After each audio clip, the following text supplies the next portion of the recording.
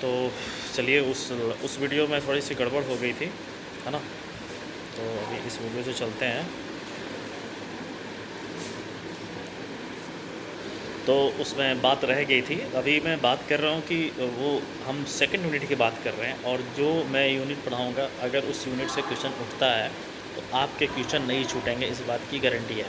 Because same unit मैंने भी पढ़ा है और उसी यूनिट से ही हर जगह की एग्जामिनेशन क्लियर होती है। ओके, तो हम लोग शुरुआत करेंगे क्योंकि this practical part is the universe of knowledge. Universe of knowledge is very important, क्योंकि इसमें क्या है कि ये समझ वाली बात है। जितना आप ज़्यादा फैक्चुअल डाटा भी है, लॉजिकल भी डाटा है, इसमें समझने वाली बात है। तो हम लोग पहले समझते हैं, क्योंकि यूनिट 2 इज़ वेरी बहुत बड़ा है। तो अगर यूनिट 2 हम समझ गए हैं तो फर्स्ट यूनिट तो याद ही करना है ना, कोई बड़ी बात नहीं है। तो यूनिवर्स ऑफ नॉलेज में हम different types of subject topic को पढ़ेंगे। जो कितने तरह के सब्जेक्ट्स होते हैं, इसके टाइप्स क्या होते हैं सब्जेक्ट्स के, वो पढ़ेंगे। जैसे क्वेश्चन उठता है कि systematic and organised form of knowledge is called subject. अगर कोई सिस्टम है और उसको सिस्टमैटिक हो, ऑर्गेनाइज्ड फॉर्म में हो, कोई जैसे जैसे सबसे पहले देखिए सब्जेक्ट कैसे बनता है, मेरी बात को समझिएगा। कोई विषय कब बनता है, जब मेरे अंदर कोई विचार आया, ठीक है ना। जैसे भाई विचार आया कि मैं बच्चों को पढ़ाता हूँ यूट्यूब चैनल पे, तो वो विचार आया, उस विचार की वजह से एक वीडियो बना और उस वीडियो से बच्चे कुछ पढ़ेंगे और नोट्स बनाएंगे, ठीक है। उस विचार को वो समझेंगे और मनन करेंगे। तो ठीक है, ये 3 नियम भी हैं, पढ़िए, लिखिए, समझिए। तो उसी प्रकार एक किताब का निर्माण कैसे होता है। किताब का निर्माण होता है कि हम सबसे पहले एक सोचते हैं, सोचने के बाद ऑथर सोचता है, सोचने के बाद उससे ज्ञान प्राप्त हो, उस ज्ञान को वो संग्रहित करता है किताब में। तो इसी तरह यूनिवर्स ऑफ नॉलेज भी काम करता है कि जो भी सब्जेक्ट बना है वो सिस्टमैटिक हुआ, और सिस्टमैटिक हुआ ऑर्गेनाइज हुआ, फिर उसके बाद वो नॉलेज बना, नॉलेज से वो सब्जेक्ट बना, ठीक है। तो ज्ञान का व्यवस्थित और संगठित स्वरूप ही विषय कहलाता है, ठीक है। और रंगनाथन ने इसमें कोई कोटेशन कहा, रंगनाथन में सेम बात कही है कि विषय विचारों का एक संगठित एवं सुव्यवस्थित समूह है। According to Ranganathan, a subject is organised and systematic group of idea. ये पॉइंट याद रखिएगा, systematic group of idea. Systematic group of idea is the key word to find the idea शब्द का यूज रंगनाथन ने किया था। तो जहाँ भी आइडिया एंड ग्रुप सिस्टमेटिक आए तो आप इसको मान लो। क्वेश्चन उठ सकता है कि a subject is organised and systematic group of idea by whom. किसने कहा था इस विचार को।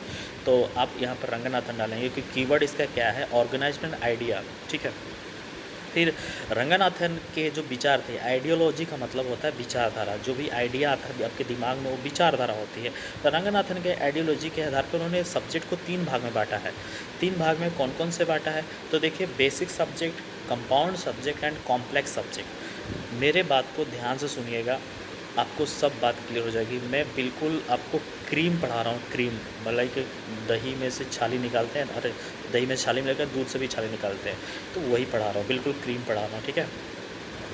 बस आपको इसको रिवीजन करना, याद करना, फिर उसके बाद आप प्रैक्टिस कर लेना इस पार्टिकुलर टॉपिक से, आपके सभी क्वेश्चन कंप्लीट हो जाएंगे। That's good. तो basic subject and compound subject and complex subject, ये सुनने में जितना डिफिकल्ट लग रहा है उतना है नहीं, आप आराम से समझ जाओगे। जो मेरी ट्रिक्स एंड टेक्निक्स है उस आधार पर मैं समझाऊंगा। अब इन्वर्स ऑफ नॉलेज भी होता है। जैसे पूछता है कि इन्वर्स ऑफ नॉलेज कितने तरह के होते हैं, तो इन्वर्स ऑफ नॉलेज भी 3 होते हैं। और सब्जेक्ट कितने तरह के होते हैं, तो basic subject, compound subject, complex. तो ये बेसिक सब्जेक्ट भी 3 तरह के होते हैं, सब्जेक्ट भी आपके 3 विभाग में बांटे गए हैं, और इन्वर्स ऑफ नॉलेज बांटे गए। अब आते हैं कि basic, compound subject and complex subject में क्या क्या अंतर है। तो बेसिक सब्जेक्ट के बारे में शुरुआत करते हैं। सबसे पहले मैं आपको अपने ही नोट से पढ़ा रहा हूँ, ताकि कहीं कोई पॉइंट छूटे नहीं और आपको वही कंटेंट मिले जो मोस्ट ऑफ इम्पॉर्टेंट हो, ठीक है। तो बेसिक सब्जेक्ट क्या होता है, बेसिक सब्जेक्ट को हिंदी में मूल बोलते हैं, साधारण बोलते हैं, ठीक है, विषय बोलते हैं। वह विषय जिसमें एक ही ज्ञान का संग्रह हो। A subject without any isolate, ये सब्जेक्ट विदाउट एनी आइसोलेट, जो सब्जेक्ट में कोई आइसोलेट नहीं हो। जैसे लाइक एग्जांपल क्या हो, जैसे बेसिक सब्जेक्ट पूछ सकता है कि physics is the come under which subject. Physics is the basic subject, physics is normal है, केमिस्ट्री, बायोलॉजी, इकोनॉमिक्स, ठीक है। अब बेसिक सब्जेक्ट 2 भाग में बढ़ते हैं, main basic subject and non main basic subject, ठीक है। अब आते हैं कि आपसे सवाल पूछा जा रहा है कि बेसिक सब्जेक्ट को कितने भाग में बांटा गया है। तो 2 भाग में बांटा गया। बेसिक सब्जेक्ट के कौन कौन से हैं, तो आप बोल सकते हैं मेन बेसिक सब्जेक्ट और नॉन मेन बेसिक सब्जेक्ट। सीधा याद रखना, मेन बेसिक सब्जेक्ट में और दूसरा में नॉन लगा देना, तो नॉन बेसिक 2 हो जाएंगे आपके। तो अब आते हैं हम लोग मेन बेसिक सब्जेक्ट क्या है, इसको हिंदी में बोलते हैं मुख्य मूल विषय।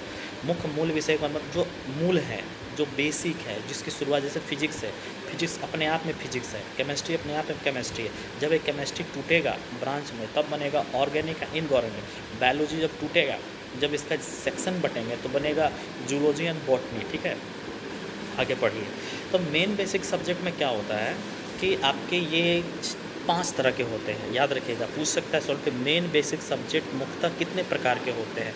तो 5 तरह के। देखिए, जो मैं पैटर्न बता रहा हूँ वो बिल्कुल बेसिक से लेकर एडवांस तक हर पार्टिकुलर टॉपिक से बता रहा हूँ। ठीक है, तो मेन बेसिक सब्जेक्ट मुख्यतः मूल विषय 5 तरह के होते हैं, जिसमें पहला होता है ट्रेडिशनल। ट्रेडिशनल में जो परंपरागत चल रहा है, परंपरागत में अब क्या होता है, हिस्ट्री हो गया, फिजिक्स हो गया, केमिस्ट्री हो गया, बायो हो गया, this is a traditional subject. Non traditional में जैसे हो गया अपरंपरागत। अब पूछ सकता है कि library science under the which category. तो लाइब्रेरी साइंस आता है कि आपके नॉन ट्रेडिशनल, नॉन ट्रेडिशनल में नहीं आता, नॉन ट्रेडिशनल का ट्रेडिशनल में नहीं है, नॉन ट्रेडिशनल में है। अब प्लस में डिस्टिल में भी आता है। आगे पढ़ेंगे तो डिस्टिल में, डिस्टिल का मतलब होता है कि ऐसा सब्जेक्ट जिसका नव निर्माण किया गया, प्यूरिफिकेशन किया गया हो। ठीक है, आगे पढ़ेंगे, लेकिन अभी फिलहाल याद रखिए ट्रेडिशनल सब्जेक्ट में physics, chemistry, history, like that. और नॉन, दूसरा नंबर है नॉन ट्रेडिशनल सब्जेक्ट, जिसको अपरंपरागत बोलते हैं, जैसे कि न्यू क्रिएटिव सब्जेक्ट, नया सब्जेक्ट को बनाया गया, जैसे कि library science, book science, home science. ठीक है, अब आते हैं डिस्टिल्ड। डिस्टिल्ड में तीसरा नंबर होता है डिस्टिल्ड। डिस्टिल्ड का मतलब होता है प्यूरिफिकेशन। वे विषय जो मेथोलॉजी से संबंधित है, मेथड हो जिसमें कोई ना कोई टेक्निक लगाते हैं, लाइक जैसे कि मैनेजमेंट साइंस, मैनेजमेंट में टेक्निक होता है, हर आदमी का मैनेजमेंट करने का तरीका होता है। रिसर्च अपने आप होता है, हर आदमी का अपना अपना रिजल्ट हो। कॉन्फ्रेंस का टेक्निक, हर आदमी का कॉन्फ्रेंस अलग अलग होता है, अलग अलग विचार होते हैं। तो इस तरह के जो सब्जेक्ट होते हैं उसको, अब इसमें होम साइंस भी आ सकता है आपका। होम साइंस भी एक नई विचारधारा है, ठीक है, अलग से वो है, तो ये डिस्टिल्ड में आएगा। ठीक है, अब आते हैं चौथा number partial comprehension. Partial comprehension को देखो, ये जो था रंगनाथन जो साहब ने जो किया था उसकी बातें पढ़ा। पार्शियल कॉम्प्रिहेंसन ही एग्लोमरेशन बनता है, क्योंकि एग्लोमरेशन का ही पार्ट पार्शियल कॉम्प्रिहेंसन। तो इसलिए बेसिक से समझा रहा हूँ, समझना। पार्शियल कॉम्प्रिहेंसन जिस विषय में एक ही नाम का संचयन हो, जैसे पार्शियलिटी होती है, जिसमें पक्षपात, पार्शियलिटी हो रही है, पक्षपात हो रहा है, जैसे एक ही पक्ष का बात हो रहा है, जैसे physical science, mathematical science, social science, is like that. Okay,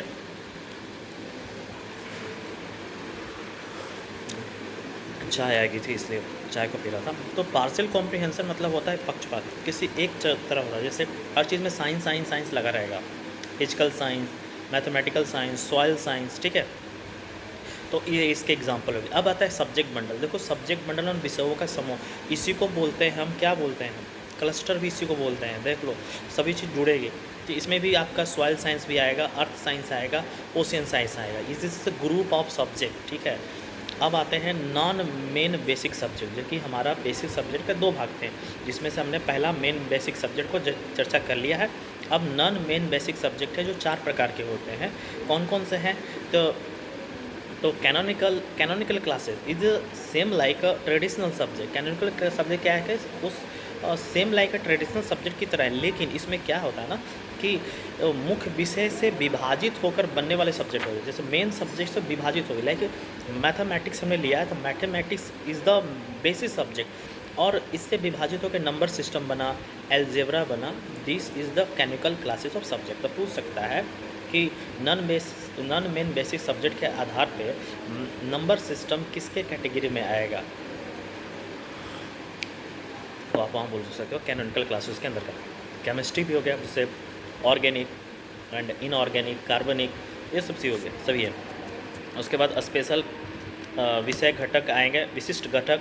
ठीक है ना, इसमें ड्राई फार्मिंग और स्मॉल स्केल इकोनॉमी, छोटे पैमाने पर जो बिजनेस होते हैं। सिस्टम कंस्टिट्यूटेंट, जो कैपिटलिस्ट एंड होम्योपैथिक चिकित्सा विज्ञान, ये सब इसके एग्जाम्पल आएंगे। चौथा है आपका इन्वायरमेंट बेसिक सब्जेक्ट, जिसमें desert botany and sea botany. ये क्या है कि सी बॉटनी का मतलब जो समुद्र की क्या है इन्वायरमेंट, डिज़र्ट बॉटनी मतलब होता है डिज़र्ट मरुस्थल की क्या बोटनी है, ठीक है ना, उसके बारे में अध्ययन करना है। कंपाउंड सब्जेक्ट क्या होता है? कंपाउंड सब्जेक्ट एक या एक से अधिक एकलों के साथ एक मूल विषय, ए बेसिक सब्जेक्ट विथ वन और मोर आइसोलेट। इसका सब देखो समझो, आइसोलेट मतलब क्या होता है? आइसोलेट, एक आइसोलेट की बात की इसने, इस परिभाषा। आइसोलेट का मतलब होता है आइडिया।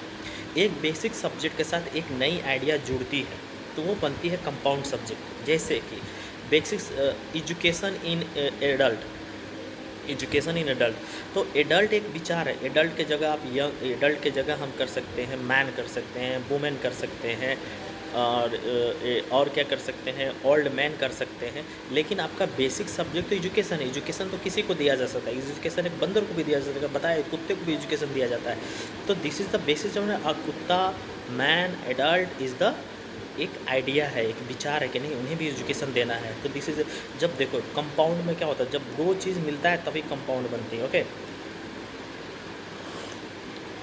अब इंग्लिश लिटरेचर, ठीक है, तो literature is the com. Literature Hindi का भी हो सकता है, लिटरेचर साइंस का भी हो सकता है, तो लैंग्वेज में लिटरेचर होता है, लेकिन लिटरेचर ऑफ हिंदी हो सकता है, लिटरेचर ऑफ इंग्लिश हो सकता है। तो literature is the basic subject, English is the एक आइसोलेट, एक विचार है। साइकोलॉजी ऑफ चाइल्ड, तो साइकोलॉजी ऑफ मैन हो सकता है, साइकोलॉजी ऑफ वुमेन हो सकता है, साइकोलॉजी ऑफ एनिमल हो सकता है, कुछ भी हो सकता है, ठीक है। तो this is the compound subject. Example, more example क्या हो सकते हैं? एग्रीकल्चर ऑफ राइस, तो एग्रीकल्चर ऑफ राइस, तो agriculture is the basic subject. कृषि हम गन्ने के भी करते हैं, गन्ने के भी करते हैं, गेहूँ के भी करते हैं, चावल के भी करते हैं, है ना। तो this is the agriculture of science. Okay, ये सब एग्जाम्पल है। अब आते हैं हम लोग कॉम्प्लेक्स सब्जेक्ट की ओर। कॉम्प्लेक्स क्या होता है? दो या दो से अधिक मूल विषय मिलकर एक नए विषय का निर्माण करते हैं। Basic subject plus basic subject बराबर कंपाउंड, सॉरी कॉम्प्लेक्स सब्जेक्ट क्या होते हैं, देखिए आइए समझते हैं। जैसे बेसिक सब्जेक्ट और बेसिक सब्जेक्ट में बताया कि दो बेसिक सब्जेक्ट मिलकर एक कॉम्प्लेक्स सब्जेक्ट का निर्माण करते हैं। Like biology is the basic subject and chemistry is also basic subject and is come under the biochemistry. Okay, ये क्लास डिस्टर्ब ना हो इसलिए बीच बीच में क्लास में रोक दे रहा हूँ। कुछ बच्चे आ रहे हैं, उनकी क्वेरी को सॉल्व करना, उनको सर्विसेज देना, ठीक है। तो जैसे बायोकेमिस्ट्री बताया। अब जैसे मान लो geography is the basic subject and polity is also basic subject. आइए दोनों बेसिक सब्जेक्ट मिलकर जियो पॉलिटी हो गया, ठीक है।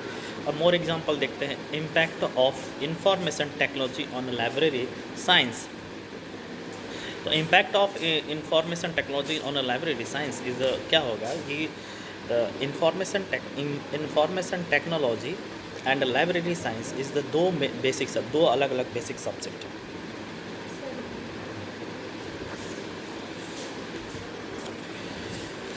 ओके, तो इस प्रकार आपका ये यूनिट ख़त्म होता है, ठीक है। यूनिट के जो हैं डिफरेंट टाइप्स ऑफ सब्जेक्ट, कितने तरह के विषय होते हैं, ये आपके टॉपिक यहाँ पे ख़त्म होता है। अगर इसका नोट्स चाहिए तो मैं एक टेलीग्राम का लिंक दूंगा आपको, जो भी 100 कमेंट्स करेंगे उनको मैं रिप्लाई दूंगा और उनको कमेंट्स में मैं डाल दूंगा। टेलीग्राम का लिंक कीजिएगा, वहाँ आपको नोट्स मिल जाएगी आसानी से, जो नोट्स लिखी हुई है।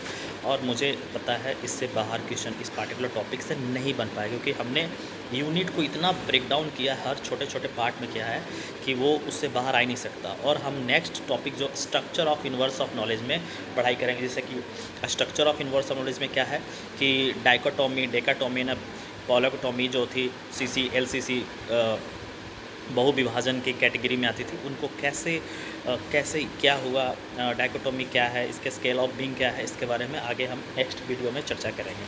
देखिए 13-14 करीब मिनट्स हुए हैं मुझे इस वीडियो क्लास के लिए हुए। तो इस वीडियो में हमने टॉपिक को, मेरा इसी तरह पढ़ाने का तरीका होगा और आप इस स्पीड से अगर मेरे साथ काम करते हैं तो you will be definitely what ever you want you will achieve. Thank you so much. Subscribe कीजिए, लाइक कीजिए।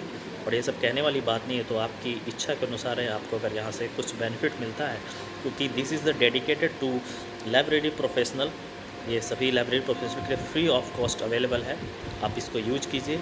आने वाले समय में आपको बहुत सारी सुविधाएं मिलेगी इस पर। और ये बहुत लंबे समय से हमारा यूट्यूब चैनल है। हमने नवोदय विद्यालय और Navodaya Vidyalaya engineering college, now I mean medical college में मैं हूँ, तो तो इस तरह से जर्नी मेरी लगातार चलती रही है। Thank you so much.